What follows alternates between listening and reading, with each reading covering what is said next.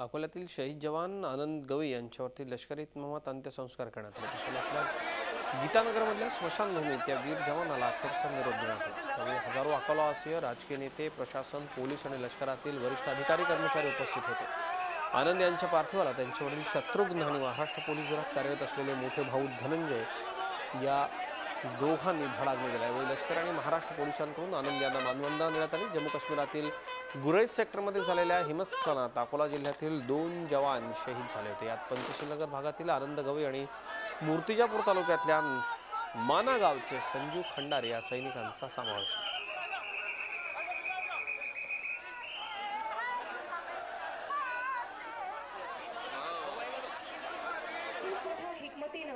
संजय सुरेश यांनी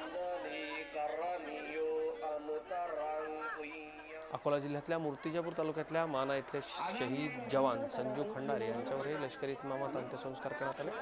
जम्मू काश्मीर गावातल्या जिल्हा परिषदेच्या शाळेलगत मैदानामध्ये या वीराला अखेरचा निरोप देण्यात आला। यावेळी मूर्तिजापूर तालुक्यातील हजारो नागरिक, राजकीय नेते, प्रशासन, पोलीस आणि लष्करातील अधिकारी कर्मचारी उपस्थित होते। संजू यांच्या पार्थिवाला त्यांच्या 4 वर्षांचा मुलगा आणि वडिलांनी मुखाग्नी दिला।